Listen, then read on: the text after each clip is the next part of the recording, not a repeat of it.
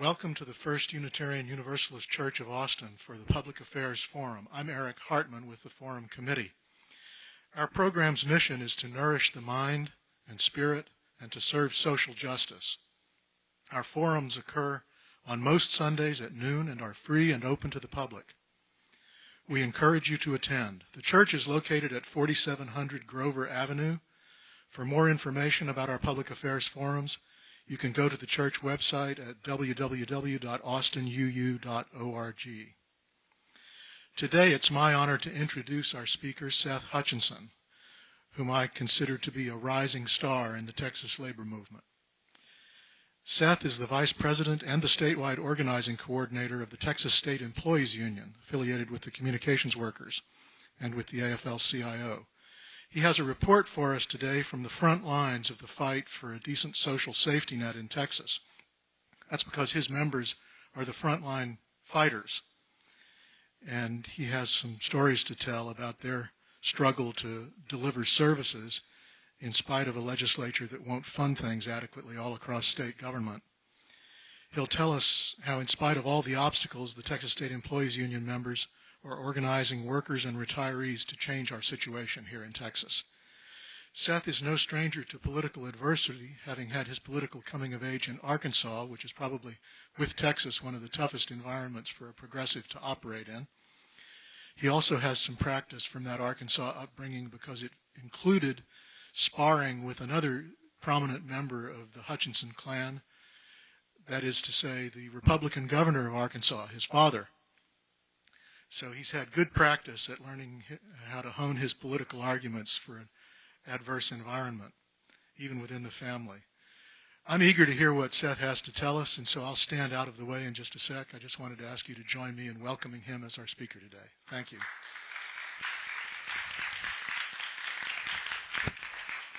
Thanks, sir.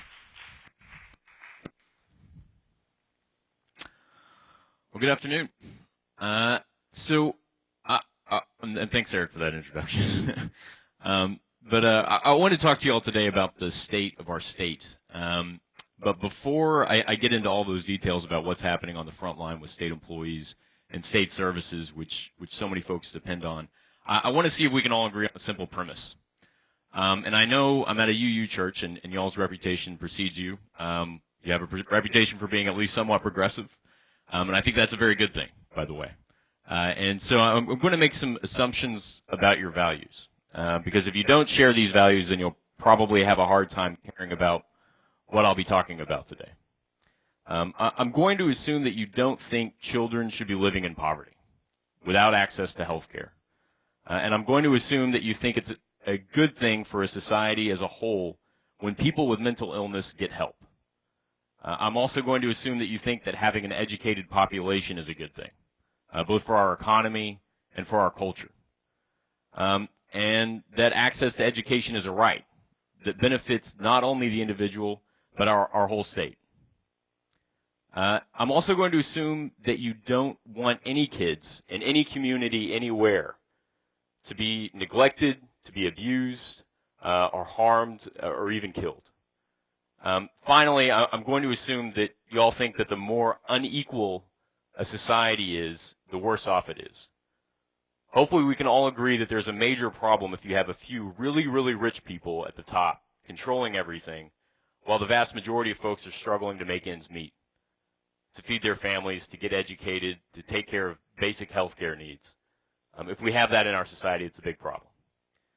Now, please stop me if I'm off the mark. Are we all on the same page on all of that? Okay. All right, good. So with that basic premise out of the way, we can all agree on the next thing, I think, which is that Texas is doing a terrible job in all these areas. And I know a lot of Texas politicians love to brag about the Texas miracle and how our economy is booming. The truth is that in Texas, the miracle is only happening for the folks at the top. And before I talk to you about how terrible the situation is on the front lines, the Texas State Employees Union is 11,000 members. Frontline state employees, retirees all across Texas. These are the folks that deliver these basic services that are funded by state government, that are underfunded by state government right now. And before I get into talking about what is going on with these services and how bad the situation is there in a lot of different areas, I think it's important to talk about how we got to this point, why the state is underfunded, why state employees are stretched thin, and that this situation is not an accident. It's not an act of nature.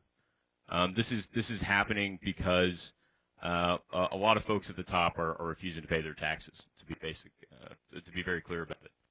So before we get into all these other things, I want to talk about the root of the problem. And this graph fairly clearly illustrates what's happening and what has been happening for the last 8 years here in Texas. We talk, I'm sure everybody's heard a lot about inequality in the news and campaign trails lately. It's a very hot topic right now. It's very much true. It's happening here in Texas. And this graph, it shows what exactly has been happening in Texas just over the last 8 years. And hopefully folks can see it. But you see the top line. This is the richest 1/5 of Texans. This is folks that are making around $187,000 a year, or $190,000. It's actually gone up, and so the top 1/5 income earners in Texas, saw their incomes increase by about 4% over the last 8 years, and that's above inflation. So not only are they keeping up with the cost of living going up, they're doing a lot better. They've gotten 4% more. The next highest 1/5 of income earners, those making around $80,000 to $90,000 a year, they've seen their incomes go up as well, almost 2% above inflation, 1.5%. The middle folks, the folks that are right smack in the middle, the 1/5 of folks making around about $50,000 a year, they've been flat, barely keeping up with the cost of living increasing. The bottom 2/5, the folks that are making somewhere around $30,000 a year or less, which in Austin alone, I mean, I think everybody knows that is a ridiculously hard amount to feed a family on and to pay rent. But those folks are doing worse. Not only are they not keeping up with inflation, with just the basic cost of living, they're earning 1% to 2% less than what they were 8 years ago. And so this situation actually it mirrors what's happening nationally and what's been happening for a long time in this country. This is nationally, and you can see the top 5% earners. That's that red line. Since 1917, over the last 100 years, they've seen their incomes go up, and this is adjusted for inflation. This is in flat dollar numbers for 2014 numbers. You can see how much their income has gone up. And the bottom 90%, the rest of us, that's that blue line. And that it was increasing a little bit, not as much as the other folks back in, the 50s, 60s, not as much as the rich folks, but since then it's been flat and even going down a little bit the last decade or so. This is what's happening around the country. And it's been going on a long time. And so, there's a lot of reasons why this is happening. It mostly having to do with wealthy folks rigging the system to their own advantage. They have the money, they have the wealth, they have the resources. They get to push their agenda through. And in Texas specifically, it's happening as well. Because I want to keep the focus on Texas. The wealthy, the big corporations, their allies in elected office have created a state government that is starved of resources, that can't meet the very real needs of its citizens. Because at the same time, one of the reasons why the fabulous wealth is being created at the top while folks are struggling at the bottom is because the government, the structure of government, the state government, the resources that are there to help folks who are struggling, to help them overcome help them get a good education so that they can actually succeed and actually improve their station in life and actually have enough money to do better than their parents were. That whole structure is underfunded and starved because the folks at the top don't even want to give up a little percentage of their wealth to help everybody else in taxes. So when we look at who's actually paying for these state services that are supposed to benefit working folks, that are supposed to benefit everyone, that's supposed to benefit our society as a whole, to help level the playing field, it's poor people that are paying for it. This on the left here, see if I can make this a little bigger. The high bar there on the left, that's poor folks. They're making less than $34,000 a year. And even, getting into folks making a little bit more, they pay 18.2% of their income goes to state taxes. It's a huge amount. But if you get up to the far end on the right-hand side here, that little bar there, folks making over about $150,000 a year are paying about less than 5% of their income in taxes. And the reason for this is because of the structure of taxes in Texas. We have one of the most regressive taxation systems because it depends on sales tax, which funds, a lot of folks like to talk about oil. We have an oil economy. It's actually a sales tax economy. And sales taxes fund about 55.5% of state government. And sales tax is one of the most regressive ways you can do it because everybody's got to buy groceries. Everybody's got to buy basic needs. And, whether you have $30,000 in income or $150,000, you got to buy those basic needs. And so it's a bigger percentage of your income is for poor folks is being spent on these basic needs, and so a bigger percentage is going to sales tax. So, and even regardless of how we got here, the role of these public institutions that are funded by these tax dollars has always been to level the playing field for all Americans, and so that we can all have a chance to succeed. But if we take a look at how Texas is doing in several areas, it's pretty clear that working people, the middle class, the sick, children, the disabled, students, these are all the folks who are suffering. Because the effect of rich folks not paying their fair share in taxes and making the rest of us pay for it, the effect is that our public institutions, the folks who are supposed to help level the playing field, they are underfunded, understaffed, and overwhelmed. So that's how it's funded. And so when it's underfunded, the effect is that you spend less. So this is a rank by rank, all the states, how much they spend per capita in state funding on state services. And I know you can't see the entire list, but I hope folks are looking for Texas on this list. and you can see Alaska's up there at the top, number 1. And going down the list, there's Arkansas, is where I'm from, number 14. And even going down further, you can see Mississippi, number 19, the progressive bastion of Mississippi. And if you want to find Texas, though, you got to go down to number 47, where we spend $4,886 per resident on state services. So this is when you add up education spending, higher education, spending on state health services, on healthcare services, the whole range, unemployment benefits, the whole range of services that the state provides. It kind of puts in perspective how much elected officials care about folks in Texas, care about real people, working people. So the effect of this underfunding, this underspending, obviously we aren't spending nearly as much as we need to, is that you have fewer boots on the ground, people actually delivering services. This shows the number of state workers, state agency employees compared to the population of Texas. Everybody in Texas, the population of Austin, we're at 2 million now. I got here in 2005, and I think we were under 1 million back then. So obviously the population of Texas is booming. It's up to 26 million, second biggest state in the country. The number of state agency employees, people who are actually doing this work, has gone down over that time. So this shows how many state agency employees per population. It's been declining. So when you have fewer people delivering these services, that means more long waits, more people who are in need of help who are not getting it. And state employees serve a lot of vulnerable populations. I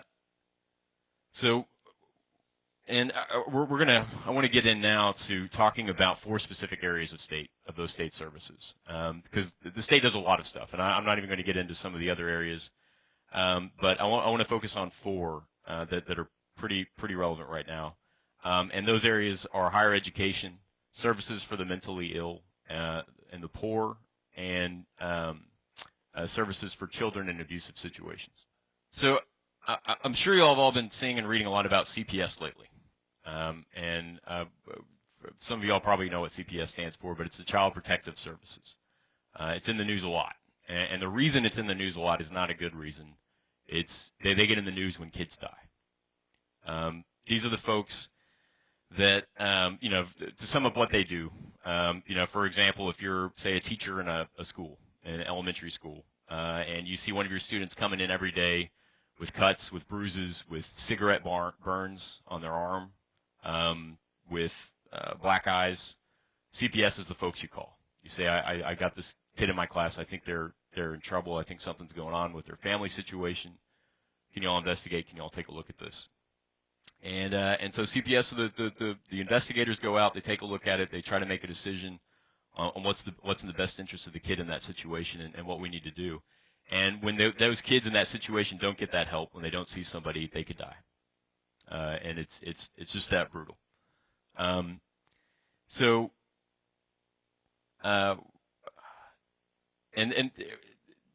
don't know how many CPS caseworkers y'all know. I know quite a few because they're members of our union, and this is not an easy or a fun job, but I think we can all agree it's a pretty important job. And they don't do it for the money. Like a CPS starting worker starts off making about $35,000 a year, and they are facing very high caseloads and a very high turnover rate for those reasons. And when you have that situation, we have this situation where you're having fewer caseworkers investigating more and more kids, because as the population grows, you're going to have more and more kids that need help. What ends up happening is what you read about in the papers.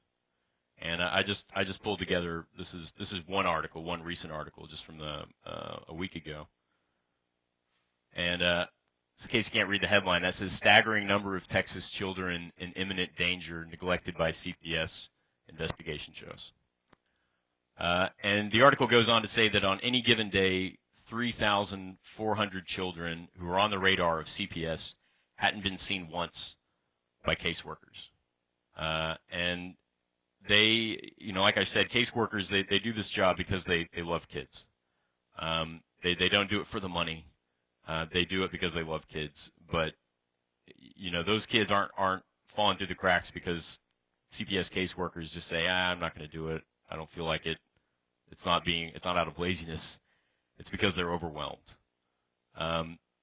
They don't have enough time in the day to physically see all the kids they need to.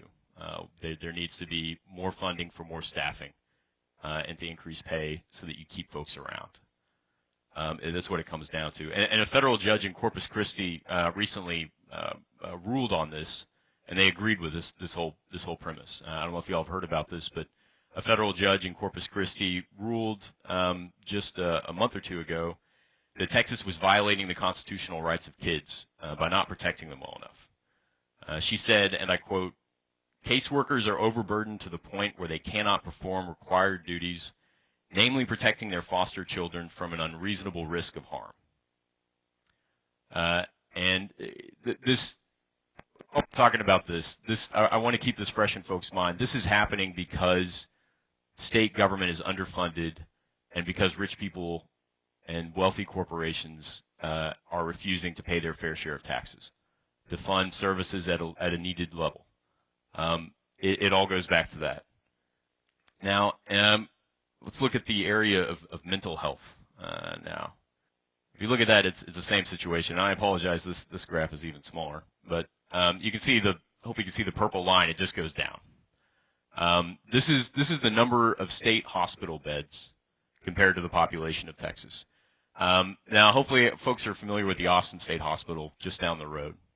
That state hospital is one of about a dozen state hospitals around the state that take care of mostly poor and working class and middle class folks who have mental health issues. They also take care of a lot of folks who have, ended up, they're mentally ill. They committed a crime and they're awaiting trial. They're trying to get some help before they go into trial, and they're in these state hospitals. And one of the effects of that, there's more and more of those sorts of patients being seen by state hospitals. As those beds fill up with folks that are, in the criminal justice system, they're taking up space for just regular working folks who need some help with mental illness. And the number of state hospitals has stayed the same for 20 years. It has not increased, but the population, of course, has increased. 26 million people. And Texas as a whole, it ranks 48th out of 50 states in the amount it spends per capita on mental health issues altogether. So I want to make it clear that it's not that this money isn't going anywhere else. It's not going to some other part of the mental health system. And when you have this situation where you just don't have enough services for folks with mental illness, you end up with more folks in the criminal justice system. Our prisons now are one of the primary providers of mental health care in this country and in the state, which is just a travesty. And you end up with more folks on the streets not getting any help at all. This is I would say, let's go back to our starting premise. We can all agree this is a major problem. And I'd like to say that I pulled this graph from a Texas Tribune article, which actually said that Texas will need an additional 600 state hospital beds by 2024 to deal with its increasing population. The current wait list for a state hospital to get into a state hospital is 400 long. There's 400 people that need immediate mental health issues that aren't getting it. They're trying to get into a state hospital right now. So don't worry, I don't want to bring folks down too much. We're going to talk about some stuff that we can do to turn this around. It is possible. So it's bad, but we've got to fight to change this, and we're going to talk more about that. But before we do, I want to talk about another area, which is university funding. Has everyone heard of tuition deregulation? Okay, they've talked about this a lot in the legislature recently, but tuition deregulation happened in 2003 when the state legislature basically told universities and their boards of regents, y'all can raise tuition as much as you want. We aren't going to regulate it anymore. And people talk about that a lot, and even some conservative, right-wing legislators are saying they have a problem now with that because they can't even afford to send their kids to school. Which, it's bad when some of these guys in the legislature can't afford to send their kids to school. And the thing they don't talk about, though, is that when tuition deregulation happened, they didn't just say to universities, you can do whatever you want, you can raise tuition. They cut funding to universities pretty dramatically.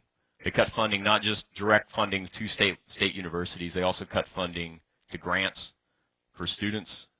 Texas funded grants, which they did again in 2011 pretty dramatically, and they've barely increased that since then. And so this has been the effect here. So you can see that top line, the orange line, that is the average tuition and fees for Texas public universities. That is a pretty sharp increase. That's since 2003 when tuition deregulation and the big funding cuts happened. And you can see the total enrollment in Texas universities is climbing.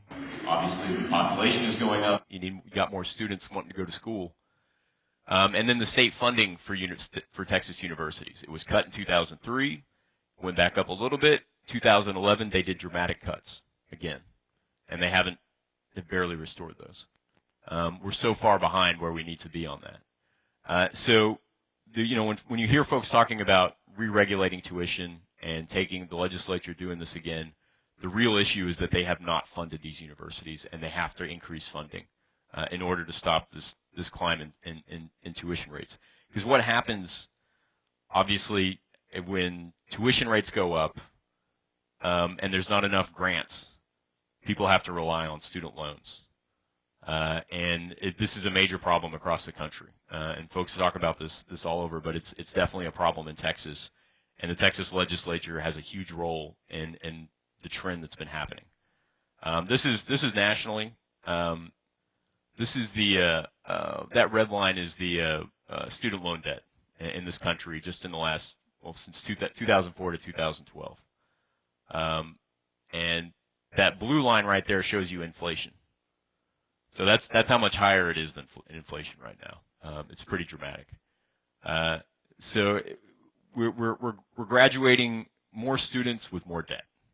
And a lot of folks, and you look at the graduation rates, very few students going into Texas schools actually finish in 4 years because they have to leave school, they get a job, they have to come back, they can't pay for it, they have to figure out something. And then you can imagine, if you're actually a single parent, you want to go back to school, get re-educated, you want to try to get a better job, but you need to get some more education, some more training, it's impossible unless you want to take on a huge amount of debt, which you're going to be burdened with for the rest of your life because you can't declare bankruptcy on student debt. And I'm sure you're seeing a trend at this point, so it'll come to no surprise for anybody that when we talk about services for the poor, for alleviating a lot of the poverty in Texas, Texas is not doing well. And a lot of you may already be aware, but Texas ranks number one in rates of children without, number one in rates of adults and all population without health insurance. We have the biggest uninsured population in the entire country. And if you take a look at kids without health insurance, we rank number 6. This is not one of those ranks where you want to be high. This is bad. And in fact, 1 in 4 Texas kids live below the poverty line. It's a huge number. And the poverty line is actually pretty low already. It's for a family of 4, you have to earn less than $24,000 a year to be considered below the poverty line. And folks living above that, I think, would be struggling as well, especially if you have kids. Now, there are programs that are supposed to help folks in these situations. CHIP, Children's Health Insurance Program, SNAP, which is supplemental. It's commonly referred to as food stamps. They call it SNAP now. And TANF, or just welfare, which is direct cash payments to folks in need. And these programs, guess who administers them? It's all state employees. These are all state services. They're partially federally funded, but they're administered by state employees all across the state. And when you follow the trend of fewer state employees doing this work and less funding for it, then you end up with longer wait lines and more people just falling through the cracks, not being able to get the help that they need, and these services not being provided. And this is the chart comparing HHSC employees, which is the primary agency that delivers these services, to the total population of Texas. And it ends in 2012, and it goes up there, so it's actually gone down. We don't have the updated numbers, but it's been going down since then. And this means in real terms for kids in poverty, their parents have a harder and harder time getting these benefits. It's longer and longer lines. And going back to our original premise, this again is a problem for our society. That means these folks are going to have a harder time. These kids are going to have a harder time in life, actually becoming contributing members of our society, getting a decent job, getting an education if they're struggling from the get-go. And that's got to change. And this is just a small sample. These 4 areas is just a small sample of the areas where Texans are suffering because we have a state government that is starved of resources. And I haven't even touched on programs for the intellectually and physically disabled, the elderly. There's a lot of state programs that deal with the elderly and helping folks in those situations. And the unemployed benefits are administered by the state. And all this stuff is taken care of by state workers, members of our union. And again, all of this is happening because wealthy folks don't want to pay their taxes. They don't want to put the money into it. And so what is to be done about this situation? we can change this, and that is one of the things that TSU is fighting for. And I want to emphasize that change like this doesn't happen without struggle. Things did not get this way just by accident. There was an intent by wealthy corporations and wealthy folks in Texas and across this country to get out of paying their fair share of taxes, to starve the state of resources, so that we end up in this situation, because they basically don't care. Of all those things that we started off this talk with, the premises that we started with, they wouldn't agree with those premises, I think. And so that's what we're up against. And so we don't have the money they do, but we got a lot of people. We got a lot of people. We talked about the 5% that aren't paying their fair share of taxes, and the rest of us, the 90%. 90% is a lot more than 5%. But we got to be organized, and we got to use that collective strength to push back on this. So this photo comes from a big event that our union pulled together with a lot of allies back in 2011 when massive cuts were being proposed to state services, to higher education. This is about 5,000 people in front of the Capitol, and this was a really big deal. And I'll talk more about what came out of this, but it's going to be crucial going forward that we build off of this, that we continue to push. Because in the next legislative session, which starts in January, the legislature in Texas meets every 2 years. They set the budget for the next 2 years. That's where we're going to have to push to try to get increased funding on all these areas. And the battle lines are already being drawn over these issues. On the issue of CPS and what we talked about with the overwhelming caseloads that are facing CPS workers, that lawsuit and that judge's ruling that ruled that Texas was violating the constitutional rights of kids, our Attorney General, who's under indictment, Ken Paxton, is currently fighting this. He's fighting that ruling. They're appealing it. They're trying to drag it out. They're saying that this is federal overreach. Whatever. And they're doing everything they can to avoid putting the money into CPS to fix the problem. They're coming up with all sorts of excuses. And this is going to be an area we have to push back on. And on the mental health front, there's been an ongoing battle led by our union and a lot of our allies in the mental health advocacy areas. We're trying to push back against an attempt by the state to sell off these state hospitals that do exist to a private prison corporation called Geo Group. Which I don't know if everybody's heard of them, but they're pretty notorious for running terrible prisons. And now they want to start taking over state public mental health institutions. Because like I said, our prisons are already providing mental health services, so they figured why not just take over the state hospitals too. And we've successfully stopped this from happening year after year. But they're not giving up. And we know this is going to continue to be a fight.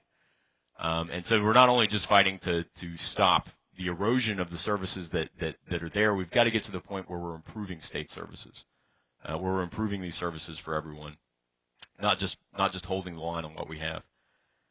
And in higher education, like I said, a lot of lawmakers are already talking about tuition deregulation and re-regulation and coming back in and saying that the universities can't raise their tuition rates any higher. The problem is if you do that, and you don't increase funding to those universities at the same time, those universities are going to be starved. And they are going to cut back on positions. They're going to cut back on teaching positions, on faculty. They're going to contract out a lot of the support services, which we know leads to a lot worse services for the students and for the faculty that do the work. And that trend is already happening because they're underfunded. And so you can't re-regulate tuition without increasing funding. It comes down to dollars on that. And so that's going to be a fight. We have to push the legislature to actually increase funding. And in programs for the poor, we know there's going to be even more punitive bills against the folks that depend on these benefits. I don't know if a lot of you all have heard about the drug testing bills that have been going around the country. There was one in Texas. It didn't pass, fortunately, in the last legislative session, but we know that's going to come back. It's a ridiculous measure that where they've passed it has been enormously expensive for the state to administer, and hasn't caught hardly anybody actually who's on drugs and receiving these benefits. It's just playing into the worst stereotypes about poor folks, and really a punitive measure against folks in need. And if it hurts anybody, it hurts the kids the most, a lot of the families that depend on this. And so this is going to be, we know, another fight in the next legislative session. We not only need to protect these benefits and fight for the rights of poor folks on this, we've got to increase the funding to these services. And on the overall budget projection, state legislators are already saying that it's going to be a tight budget. They don't have the money. The oil revenue is drying up. The state is, the economy is slowing down. They don't have the money to spend it. And I don't know how many of you all paid attention to the legislative session 2 years ago, but it was a pretty good situation. There was a huge surplus that the state had. They had plenty of money. And instead of increasing funding to anything, they said, we're not going to spend that money. We're going to leave that money sitting in a checking account. $6 billion. The state just said, we are not going to spend. We're going to leave it in a checking account.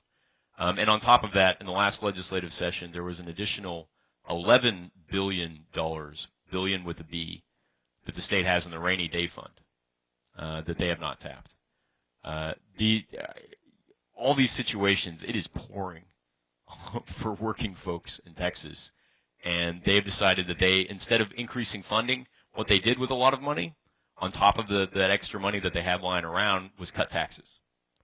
They cut taxes for wealthy folks and corporations. Property tax cuts went through. They claimed it was for homeowners. It was going to help the average homeowner.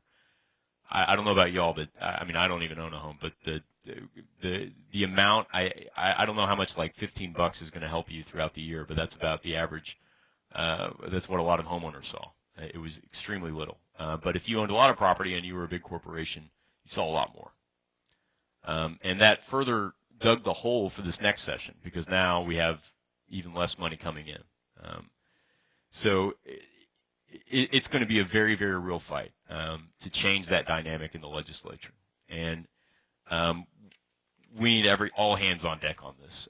If you believe in social justice, if you are progressive, we need to bring the fight here to Austin, to the Capitol. And I really want to emphasize this. It's very important to remember knowledge and information are not power, because we need power to win this fight. Because the folks on the other side, they've got a lot of power, they got a lot of money, but we've got to build our collective power and use our numbers and organize.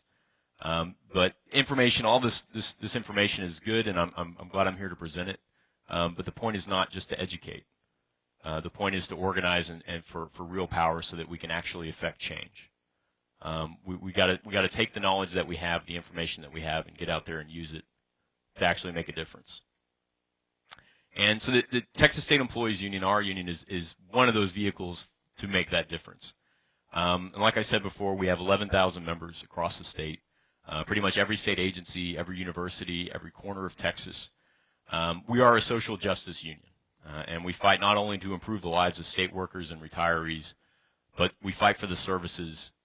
We fight for the folks that depend on those services, which is pretty much everybody in Texas. And we are a grassroots activist union. We engage in direct political action in order to win on our issues. It's really the only power that we have. We don't have the right to strike. We don't have collective bargaining agreement. We don't have a contract. We just have a lot of people who are willing to go and talk to their legislators and push them and get out and march, rally, and talk to legislators and make a lot of phone calls. And that's what can make a big difference. So if you are a state agency employee or a university employee or a retiree, you ought to join the union. And if you know anybody that works for the state, whether it's UT, or a state agency, or they retired from a state agency or university, you can ask them to join our union and get involved. And if you are not a state agency employee or retiree, but you care about this stuff, our union is building what we're calling our Solidarity Network.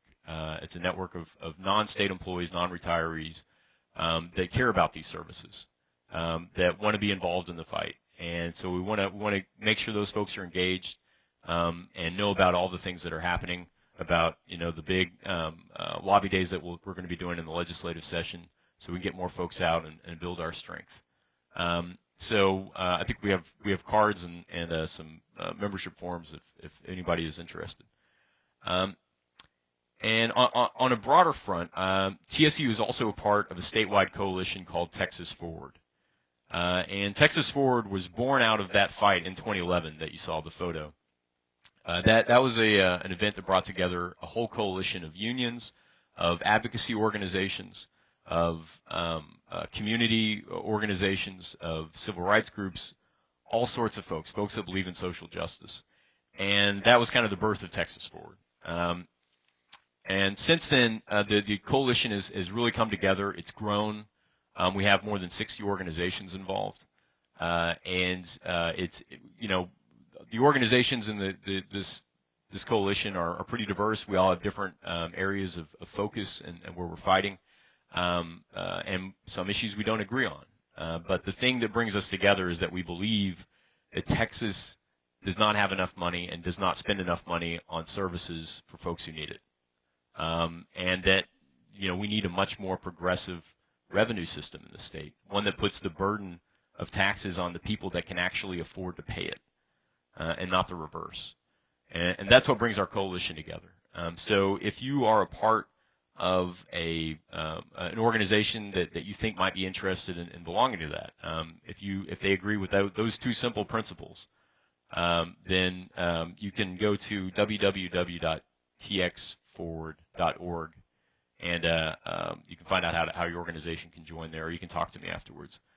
Eric is also, AFT is very much a part of that, and Eric is on the steering committee as well. And so I think that concludes my presentation, which I hope has not just been informative, but also comes across as a call to action, that we need to take actual real steps to change the situation. We can't afford to sit idly by while all this is happening. I think we all agreed in the beginning that this what we're talking about is a bad situation, but we have the power to change it. We just got to use it. We got to organize. That's it. Thank you very much, Seth. I think we're going to have plenty of questions, so we'll get right to it. Thank you so much for the work you're doing. It's just terrific. The Texas Federation of Teachers, that's what you're part of. The Texas teachers, Texas retired teachers, are they part of the Moving Forward? Texas Forward. Texas Forward, are they part of that? I believe so. Eric, do you know? Not yet, but you should get with them. They should join. Yeah, it seems like. We got all these teachers in Texas. We got mutual interests.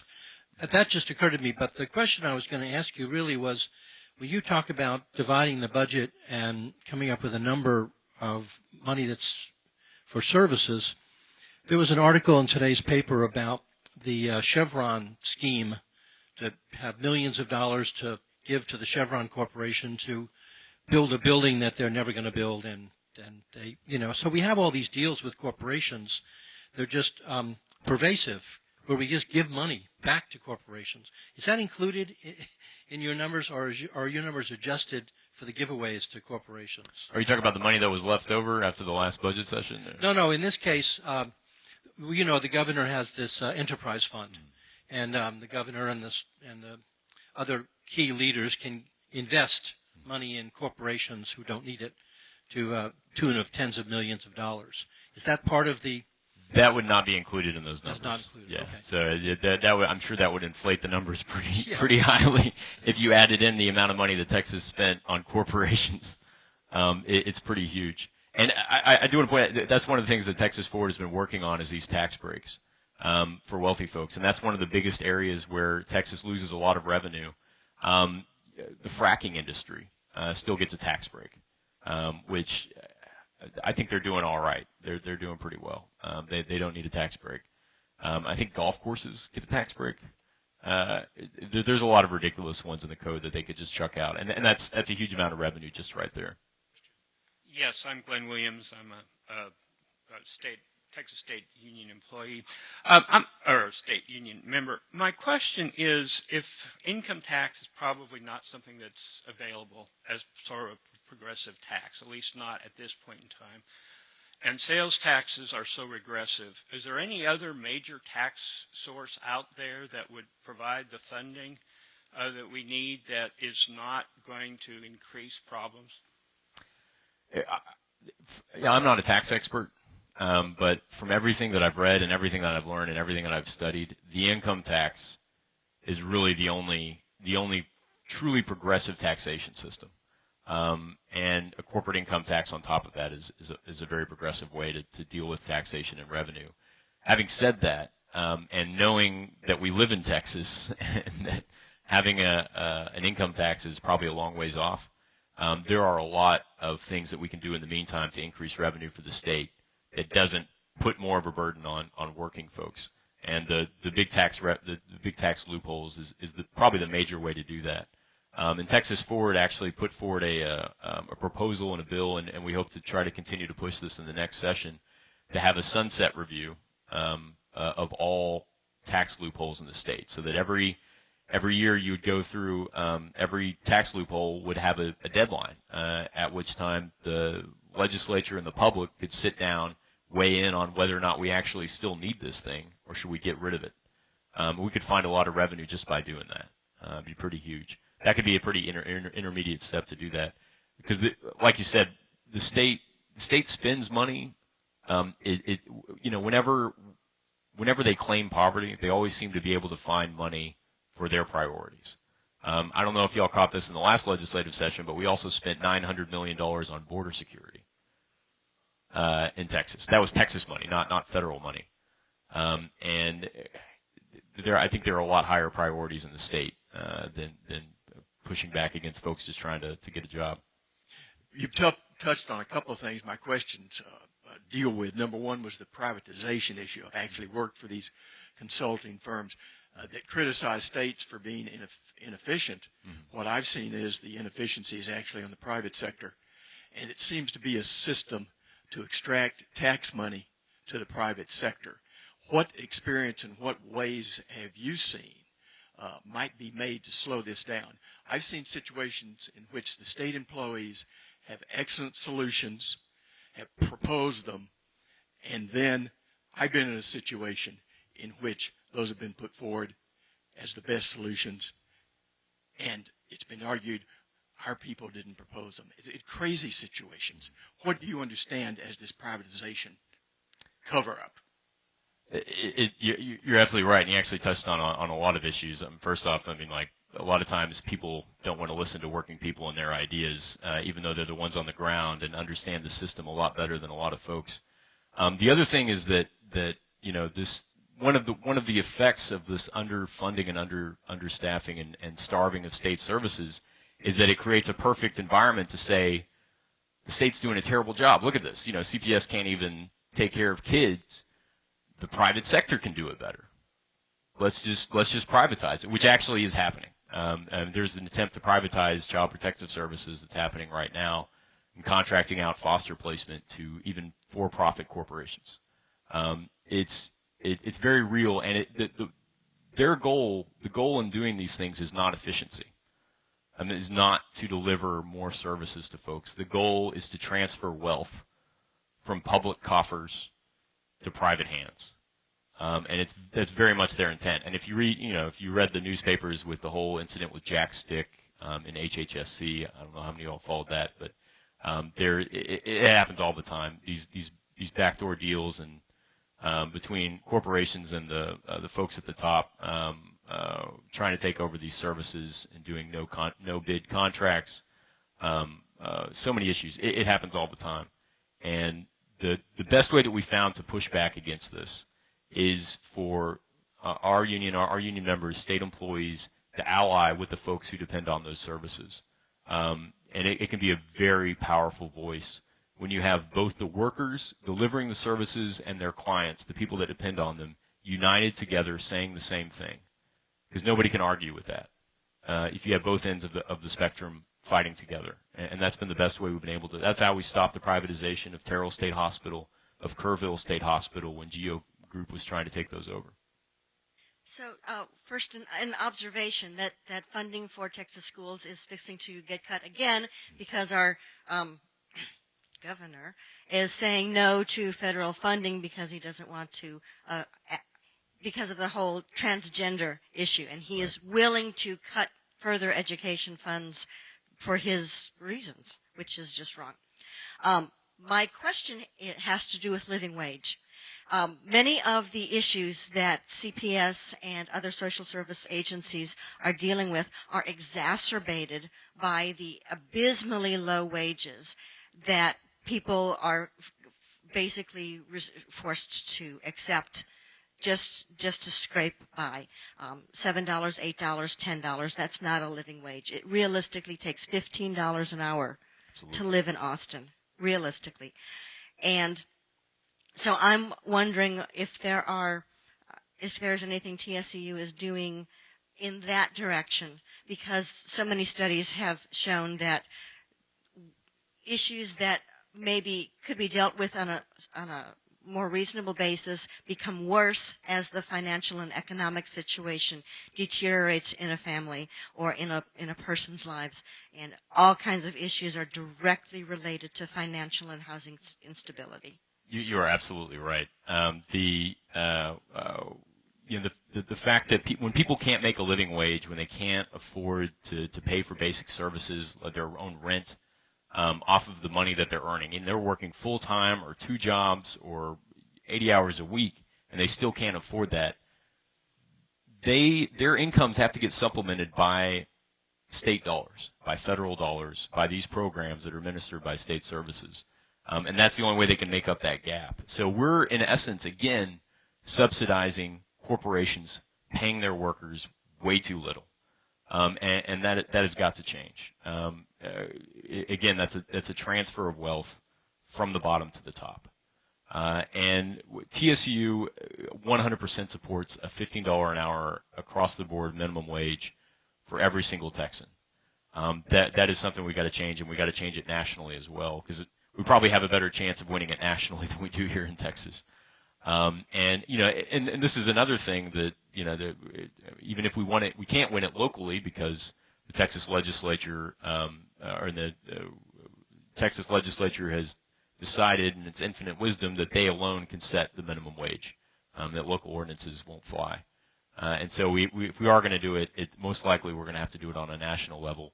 And I'm very excited, all the energy and momentum around that. And that is an example of people organizing and winning real gains there, even despite all the odds. When the $15 an hour fight started, people said, that is crazy. That is way too high. That's more than double the current minimum wage. There's no way we can get to that point. It's unrealistic.